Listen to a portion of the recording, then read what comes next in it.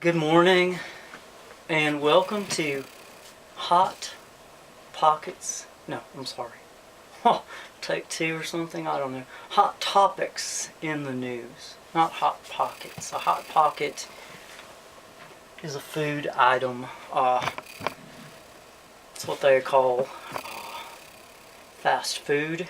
The kind you can purchase at the store, you bring it home, you put it in perhaps a microwave or something, and becomes hot and you can eat it quickly. And it's called pocket because I think it's sort of a doughy exterior, and it's filled with some sort of stuffing of some sort, maybe a meat product with cheese or something like that.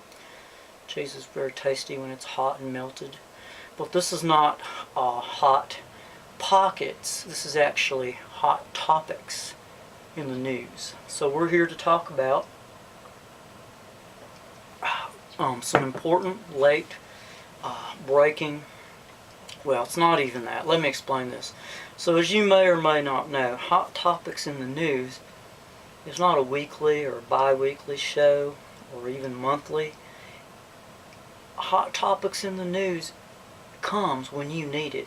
When there is a problem, we're here to address it. And if there is no problem, we don't look for problems like the nightly news does, just looking for something to upset you or to sell the news, really to sell the commercials behind the news. We don't do that. If there's nothing to talk about, we don't talk. But when there is something to talk about, we're not afraid to talk about it. So we address hot topics in the news. Now, the last thing we talked about was some border issues around Arizona and some oil spills in the Gulf of Mexico, which we prefer to think of as the Gulf of America, because it don't belong to Mexico. But it's our Gulf. Why should we name it after them? They don't call their, for example, do they call Mexico like the America River or Lake America or the America Sea? No. So why should we call it the Gulf of Mexico? That's another issue, and I'm not going to go there right now, but why are we here? Well, let's tell you another piece of historical information about hot topics in the news. Do you know that we are probably, maybe, one of America's only mobile, live news programs? We're mobile. We don't have a studio. We go around the country, America, to where the action is. And we bring you live direct reports when the time comes about problems that are important for you to know about.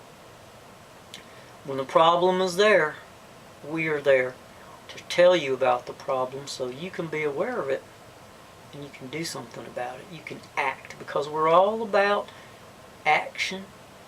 We just don't want to scare you in your homes. We want to tell you stuff so you can do something about it. Make America a better America for all of us Americans. I say that because I mean that. Now, so what am I here to talk to you about today, and where am I? Well, today I'm in San Antonio, Texas. Last time I was in California. Why Texas, you ask? Well, I'm telling you why. There's a drought. A drought means it has not rained for a long time and things are dry. This is such a big drought that all the grass is brown and dead, mostly, except for some places where very wealthy people live and they go ahead and water their grass. But poor people, or average even people, or there's dead grass. I could point the camera out the window and you'd see dead grass maybe. Now, that's because there hadn't been no rain and because it's been hot. Real hot, like hot topics in the news. Well, this time, literally, this is a hot topic. That's a little bit of a joke. Like temperature-wise, it's been hot. They say that this is the longest stretch of hot weather that this state has ever known in a long time. It's been like 100, 103, 108, 109. Very hot in this area, in this town. So what's happening? Why am I here? What's the hot topic? I'll tell you what. Because of this drought and this heat, people don't have any water, and the grass is dying. The grass is turning brown. They can't water their grass. They got special hours to water it, or special days or something, except for the rich people, and that's different. They can afford to go ahead and pay the fines if they water it whenever they want to, because it's cheaper for them to pay the fine than to let their lawn die, because they have very, very nice lawns. The wealthy people in this town have very beautiful, attractive yards with trees and grass and shrubbery and flowers, and of course that needs to be watered. But is there a solution? Yes, there is, and that's why I'm here today, not to just talk about the problem, but to offer you a solution, a breakthrough solution, something no one ever thought about before, actually. So here's the problem. Once again, let me put it in a box for you to see and look at. Problem is there's a drought, which means there ain't no rain. Grass is dying and people don't have water. Animals and stuff is dying. No rain. And a lot of heat from the sun. Real hot. Now I don't know if it's because the sun got bigger or got closer or something. Who could say really, but it's hotter than usual. There's a reason for that.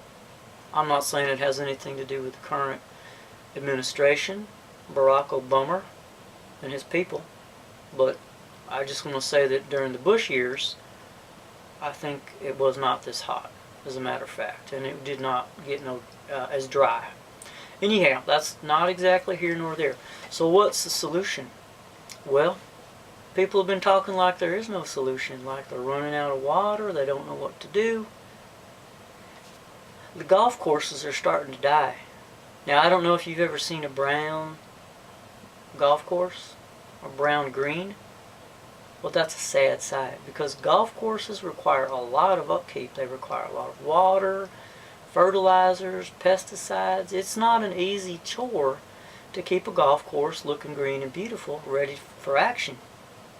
There's a lot of golf courses in this town, and there's going to be a lot of disappointed people when they go out there and their golf course is brown. They can't play golf on a brown golf course. Shopping malls, places like that, they can't water their flowers. It's not good for business. People don't want to take their children to a shopping mall with dead flowers and trees and shrubs. They want it to be green and pretty with water. Especially if they can hear the sound of flowing water in a shopping mall. That's very attractive. People like that. Now I do have a solution. It's very simple. We've discovered something called, I'm going to give you that solution in one word. The word is aquifer. An aquifer, that's a funny word, but it means water under the ground. Like a big, giant lake or an ocean of fresh water right under the ground. Right here in San Antonio, they have an aquifer. It's got a name. I don't know what that name is, but it's a very big aquifer. It's very big. And it's under the ground. Now, excuse me, but I think I see a real simple solution. Now, there's no rain falling from the sky. Everything's brown and dying. The golf courses are dying. But under the ground, there's this huge supply of water called an aquifer, like a giant lake. Hello, San Antonio. Here's your solution. All you got to do is take the water from the aquifer, pull it up with some wells or whatever you want to do, and use that water to water the golf courses, to water the shopping malls, to water your lawns, put in your swimming pools, your hot tubs, all the important things that people need to be happy and to live. That's very, very simple. For the cost of a few pumps, you can take as much water out of there. Everybody could have a pump in their backyard, go down to the Waterford, or the city could have a big pump and fill up big things and give the water out to people. But there you go. That's the solution to the problem. Now, some people, environmentalists, I like to emphasize the mental part of that word. Those people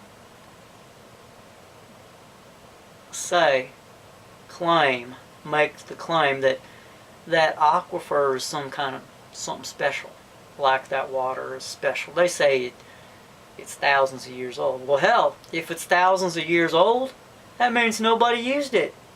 What the hell are we waiting for? If I had something sitting around for 1,000 years, I'd say, well, hell, if you can find a use for it, use it. Because nobody's using it. It's been sitting there for 1,000 years. You got water sitting in the ground for 1,000 years and no one's using it, and you don't got no water, well, heck, looks to me like you should use it.